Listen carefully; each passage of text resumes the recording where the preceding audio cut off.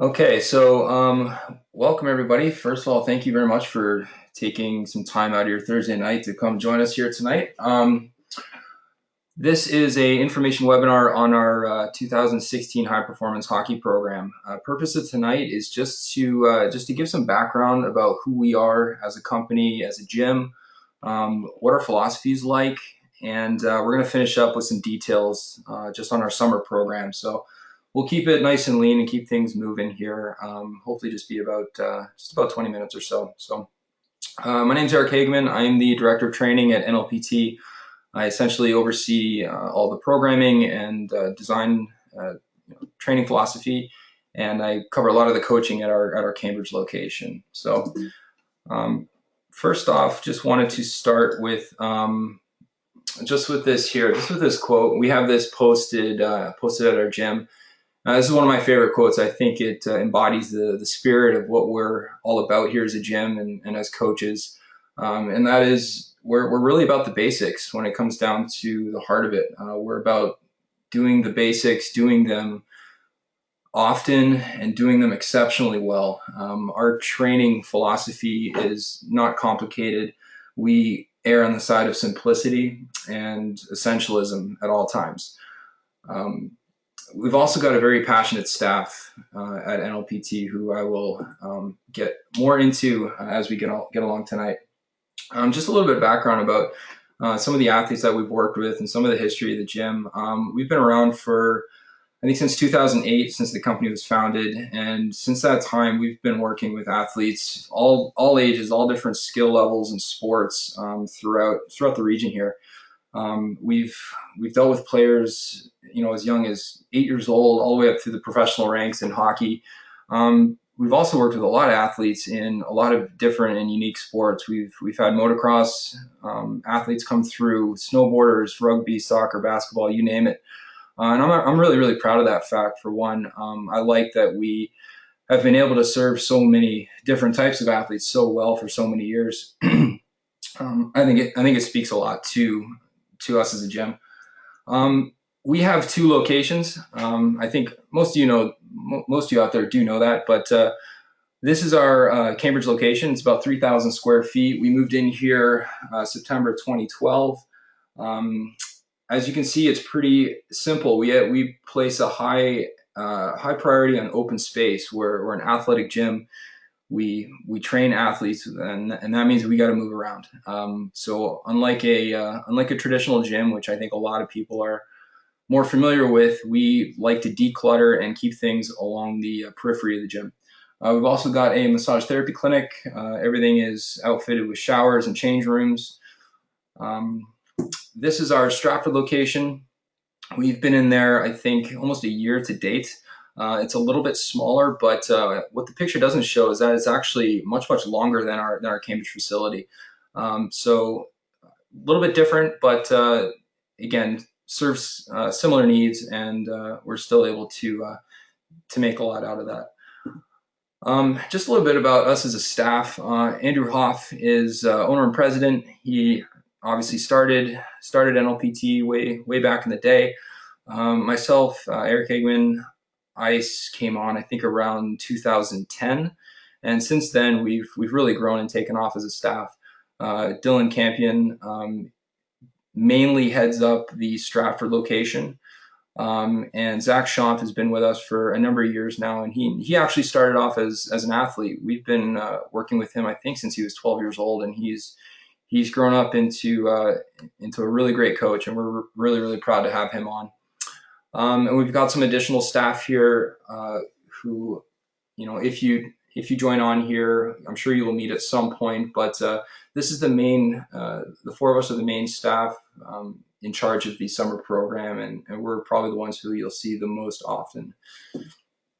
So I just want to move into a little bit of our philosophy now as a gym. And we normally don't like to go on the negative side of things and criticize, but we have noticed some patterns with hockey players over the years coming into the gym, either from different training backgrounds or whatever their preconceived notions of training are. We've we've had to battle those a little bit. And this is just a few of the patterns that I've noticed over the years is that there seems to be a very high emphasis on conditioning in the off season. It tends to be a little chaotic in terms of organization, and I think a lot of people like to think that they are training speed and training strength, but I I would tend to disagree with that, and maybe I'll explain a little bit more about that later on.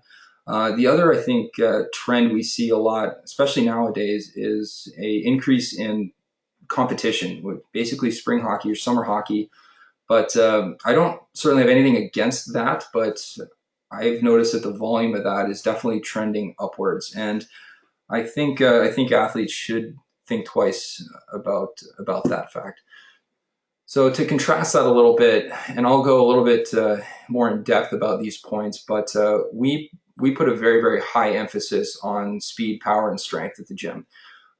Hockey is a fast sport, and it requires that athletes be strong and be capable to play the game. Um, our system is it's very progressive. So each phase, each day, each week builds on the previous one. We try to make things as meaningful as possible. I believe that every exercise, every programming decision, every day should have a purpose, and athletes and coaches should be aware of what that purpose is at all times in order to get the most out of training. We put a very high emphasis on the coaching aspect of what we do. Now, the conditioning, I put in quotes, and this is not to say that we do not emphasize conditioning. We absolutely do. The reason it's in quotes is that we don't do as much as what I think normal or people would ordinarily think of as conditioning, which is, just jaw hanging on the ground, totally beat.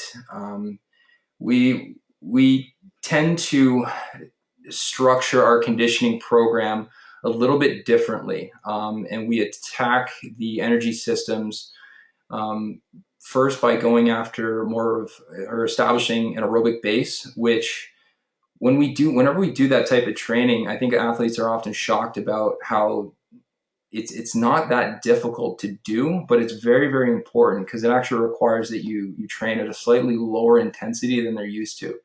And likewise, on the other end of the spectrum, when it's time to really ramp up the intensity and go at 100%, we really, really emphasize that. But what we want to stay away from, and this is what I think a lot of people tend to fall into, is that dangerous middle ground of intensity where you're not really going full speed, but you're also, I mean, you're not going into that aerobic zone that I was talking about earlier, and you're just kind of hovering at like this 80%. And we either like to go at 100% or we like to go at a super low intensity, and we like to stay away from that middle zone.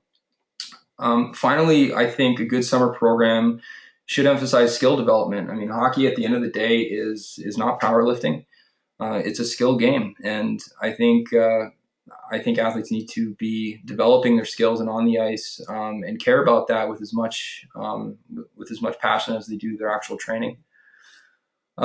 So a little bit on the speed and power end of things. Like I said earlier, this is a fast game. It requires strength. It requires power. But the reason for that is I believe that strength is one of those qualities that just tends to bleed through into almost every other athletic ability. Um, when athletes get stronger, they always get faster. When athletes get stronger, their conditioning abilities go up.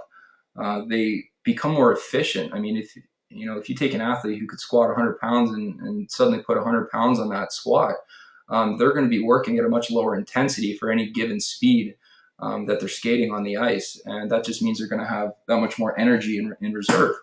Another important factor of just being strong is that it makes you much more resilient to injury, and that I feel is extremely important for hockey players. Like I touched on earlier, our program is designed to be very, very progressive, where we have an end goal in mind, but everything that we do now, starting in May, will build up to that goal. Um, but it takes a lot of careful planning, and like I said, everything should have a purpose. we put a very strong emphasis on the ability to individualize our program for each athlete, and this is an area that I'm very passionate about because it's been my observation over the years athletes coming from other programs don't really get this in other gyms or in other training locations. Um, they're sort of forced to fit into a mold, another training mold that someone else has prescribed from them. And depending on their body structure, depending on their age or their state of development, depending on their sport, depending on their injury history, you can kind of keep going with all the variables that need to go into designing a program. So what we've laid out for the summer, although we have it planned and it is progressive and that structure is predetermined, we have the ability to coach and individualize and sort of be fluid within that structure when it actually comes time for them to train at the gym. So again, it's about kind of coming up with a good philosophy, what I call in the office, so the planning side of things. But then when it comes to the execution and managing the smaller details, that really happens on the training floor, and that's where the expertise of the coaches comes in. Um, we put a very high emphasis on testing and assessment. I'm a firm believer that the purpose of training is to get better, but in order to do that, you need to understand where you are. You need to understand where you're going, where you stack up against others, where you've progressed or in some cases regressed in your own development, because that does happen. People don't get better. I think it's a preconceived notion with a lot of athletes that all they need to do is, again, air quotes, work, and they'll get better. But that's not necessarily a guarantee. You're not entitled to that. I think your training needs to be smart, well planned, and obviously the work has to be there in order for that to happen. But um, I also think with the testing and assessment, it's an amazing tool for athletes to garner confidence. When an athlete sees their vertical jump go up 5 inches over the course of a 12 or 16 week off season, that does wonders for their confidence heading into the season. When they know that they've gotten faster, when they know that their conditioning levels are heads and tails above where they were at the start of the summer, they know they've put the work in. There's no doubt going into the season that they're ready, that they're prepared. They've left everything out on the table, and again, that just does wonders from the psychological side of things.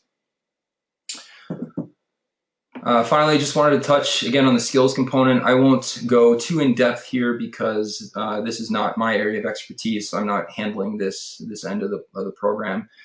This is going to be taken on by two gentlemen that are much more qualified than myself in this area. Tim Taylor is the director of player development for the St. Louis Blues. Will be handling the on-ice component for our group in Stratford. Tim has tons of experience, obviously in the NHL, but I mean he's second to none. Scott Walker will be handling the on-ice session along with Todd Harvey here in Cambridge. Both of whom are from the Guelph Storm, and Scott, of course, coached the Team Canada World Junior team a little time ago. So, I mean, the entire staff there, from the on-ice perspective, is just outstanding, and we couldn't be more excited to have them on board. So the last little bit here that I wanted to touch on is the nutrition and recovery side of things. So I think gone are the days where you can just hit the gym and hit the weights and sort of shut your mind off in terms of what you're doing for preparation. Nowadays, athletes do need to be cognizant of what they put in their bodies and what they do to recover and prepare themselves for the next training session. It's a reality that your body's going to respond to training, but it's also going to respond. It's going to respond much better to that training if it's ready for that training. When athletes that either don't get a good night's sleep, when they are not eating well, if they're not getting good nutrition, prior to their session, they're not able to tap into that 100%, like I was talking about earlier, and their results and their development suffers because of that. So This is an area that we're really going to be focusing hard on this summer. We have a planned weekly nutrition coaching program that the athletes are going to be enrolled in, and we're going to be holding them to a pretty high standard in terms of our expectations there. So just a little bit of just details here on the actual program itself, because I think a lot of people were interested in that end of things. So we have a couple of different groups that we're funneling our athletes into here. Obviously, we have a pro and junior camp, and then 2001, 02, and then we have a younger group as well. As you can see from the chart here, just sessions per week will obviously go down as the athletes get younger. As well, on ice will be included with everybody except the younger groups. Same goes for supplementation and nutrition coaching. And also the actual training emphases themselves will be different for each age group. Like I said earlier, these are different athletes at different stages in their development. And I think the big takeaway from this slide here is that with the older athletes, what we're really after is more of a short-term is a short-term result. We've got a 19-year-old hockey player that needs to get prepped for his first, NHL camp. I mean, he needs to be ready to go in a very short amount of time. So our training is very, very results oriented. It's very intense, and we push very, very hard for him to be ready at that time. As the athletes get younger, the focus shifts a little bit more towards long-term development. So the training is a little bit less specialized. It's more generic, it's general. And then with the younger age groups, what we're really trying to do is really instill good habits, good movement technique. Obviously, we're going to train hard. That doesn't mean we're not going to, push the kids, but because I think, learning to work hard is a skill that can be acquired. But the emphasis is just a little bit different with them. And a big part of our philosophy as a gym is really on thinking about the bigger picture and where they are. And, for a kid that's, 13 or 14 years old, there's a lot of time yet to develop. Some of the parents might be interested just to learn about the prices. I won't stay too long on this slide here. We have all of this information available on our website. But as you can see, we've chopped the program up into about 16 weeks. The 20-week option is available only to the pros, and the reason that both the 20 and the 16 weeks start on May 2nd is that a lot of the pros that head off to their NHL camps stay around just a little bit longer than the younger kids who head back to school. So really for the majority of people out there, I think it's going to be a 16-week program. And then depending on when you decide to enroll, the cost is obviously different. And it's different per age as well because of the difference in training frequency. But again, all of this is available on our website.